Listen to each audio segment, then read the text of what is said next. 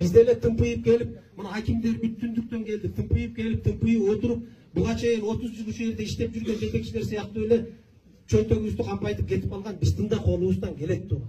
Акылыбыз жетет ал нерсеге. Жылуу чакырган жерине барып, ашын жеп, көшүн жеп, анан тынч отуруп машинага бензинди куюп, кичине конверт берсе ошону чөнтөгкө салып кетип калыш биздин да колубуздан келет. Биз ал нерсени кылган жокпуз. Алла ушул жерге жоопкерчиликти моюнга илип жибердиби? Ушул жерге келип айбiri менен кетели. Эртең баягылар түндүктөн келип иштегенде, ушул тиги шүмшүктөр келгенде, ушул Кыргызстандын ошу талкаланды эле, ошолор келгенде тоналды эле, ошолор келгенде бузулду эле деген сөздөн Кудай сакта деп 5 убак суранып атабыз Кудайдан. Мына Султан Ибраимовду бардыгыңыздар билесиздер. Бүгүн сыртка чыгып, мен ушул кезге чейин ойлогом, Султан Ибраимов ушу Оштон окшойт. Мына мен деле ошентип ойлоп жүргөм. Султан Ибраимов Оштун баласы окшойт. Азыр бир чыгып, бир оштуктарга улуу муңу айтып көрүңүздөрчү. Султан Ибраимов жаман киши эле деп. Урушуп кетет, бетиңди тытып алат. Каяктагын айтып атасың. Мына түндүктөн келип түштүккө бала өлүп эле ошол адамдар сиңип жашады да, себеби элге кызмат кылды. Бир эле нерсеси. Бир камок алып кеткен жок, бир магазин салып кеткен жок. Элге кызматын кылды, кетти. Артында мына бүгүнкү күнгө чейин кылымдар өтүп атат, артында жакшы сөз. Мына Исхак Разаков мисалы атабыз. Бир камок алган эмес мамлекетте. Жап-жашынака элге кызмат кылды, кетти. Кылымдар өттү бүгүн. Исхак Разаковду кайсы кыргыз жаман деп айтат? Тиги портреттерин тимеле кабинеттерин артына илип алган элдин бардыгы. Баарын ачып көрөсүздөр да мисалы бардыгыңыздар. Портреттерин артына илип алып отурат. Кылган иштерин көрүп атасыздар. Кандай иштерди жасап атышат. Ошон үчүн уятка келе турган заман келди. Бийликтегилерге дагы, элге дагы турган. Уялалы.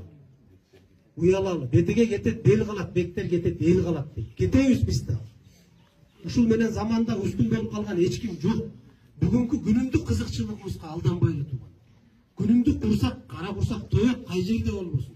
Мына ушул эле учурда миллиарддаган адамдар суусу жок, башканы тим эле коелу. Суудан суусап мына негрлерди көрүп атасыздар да Африканы. Суу иче албай отурат.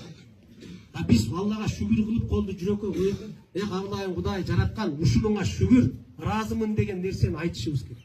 Биз ушуну айта албай калдык. Жок эле жок. Жок эле жок, өлдү эле өлдү, талкаланды эле талкаланды, бузулду эле бузулду дегенден башканы айтпай калдык.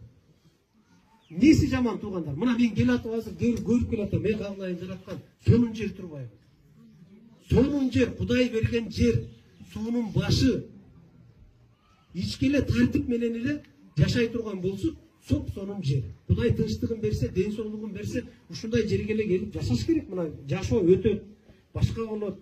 Кийин бир карып пенсияга чыккан маалда ушундай жерге келип, өзүңүздөр айткандай, бир 2-3 саан уялып, бир 50 кой алып, ушул жакта эле жашайсың. Жыргал мисалы. Мына жана айтып атпайсыздар, ким ооруду кана деп. Элдин өзүнүн оозунан угуп атабыз. Кана кайсыныңар оорудуңар десе, эч ким эч нерсе айта албай атпайбыз. Суунун азабынан оору болду, башка болду деген нерсе жок да, туурабы? Кудай ошондон сактасын. Болбосун андан арыда. Кудай андан арыдагы андай оору бербесин. Бербесин. Ушундай жаратылыштын койнунда, ушундай арча томенин жанында жашап атып, ооруш, башка кылыш менимче болбойт. Болбойт. Ошон үчүн бардыгыбыз эле мамлекеттен талап кыла бербей, кичине өзүбүз дагы мамлекетке бир нерсе кылалы. Айрыкча жаштардан сураныч, бул күн өтөт. Кыргызстан бүгүн ушундай абалда турабыз, кыйын абалда. А башка мамлекеттер үчүн, сырттан келгендер үчүн Кыргызстан ушинтип эле тизе бүгүп, жалдырап, бирөөнүн көзүн карап, бирөөдөн каршы тура отура берсе деп тур. Алар ошону каалап атат. Ким эле сырттан келип кошто мамлекеттер Кыргызстандын бутуна турганын кааласын? Эч ким каалабайт. Кыргызстанды бутуна тургузабыз, өнүктүрөбүз, өстүрөбүз десек дагы биздин колубуз. Жок, ушул мамлекетти жок кылабыз, бирөөтөлө тизелеп отурган нерсени тепкилеп кулатабыз десек дагы биздин колубуз. Ар бириңиздердин колуңуз. Анан күнүмдүк жашообузга кызыгып эле бүгүн ушу чөнтөгүмдү кампайтып алайын деп 50 мал деп чечим кабыл алынса 400 мал чыгара берсе байка. Мунун арты жаман болот. Мунун арты жамандык менен бүтөт. Жайлоолорду мына көрүп атасыздар, мына жайлоо комитеттери турат. Жайлоого чыксаңыздар, үйүндө барсаң какырак чөп жок. Чаң чыгып калган. Качан Кыргызда ушундай болду? чаң чыгып калган. Себеби биз өзүнүн убагынан эрте киргизип атабыз малды. Бардыгыбыз эле кара бурсакты ойлоп эле тиягынан биягынан уурдап кирип эле малды жайып жүрүп атабыз. Чөп чыгылекте эле барып тепсеп салып атабыз. Баягы чөптүн бардыгын чыгарбай эле. Анан чөп жок аягында. Чаң чыгат дагы жатат ошол. Анан каяка апарабыз малды? Мына кече биз Кошто Өзбекстанга бир жума жүрдүк, андан кийин Казакстанга бардык. Дүркүрөп өнүгүп өсүп атат. Дүркүрөп өсүп өнүгүп атат. Анча-мынча жеринде жер тепкилеп демек ыйлай бересиң. Эмне үчүн бизде болбойт бул нерсе? Эмне үчүн биз кылсак болбойт? Эмне биздин көзүбүз бүтүкпү, же кулагыбыз эме кесилгенби бир кулагыбыз? Сонун жашап атат. Себеби бир эле нерсеси бар, мен айтайын. Тартип бар. Тартип бар. Эл мыйзамга баш ийип тартип менен жашап атат. Ошон үчүн саясат деп эле бардыгыбыз саясатчы болгонду туугандарыбыз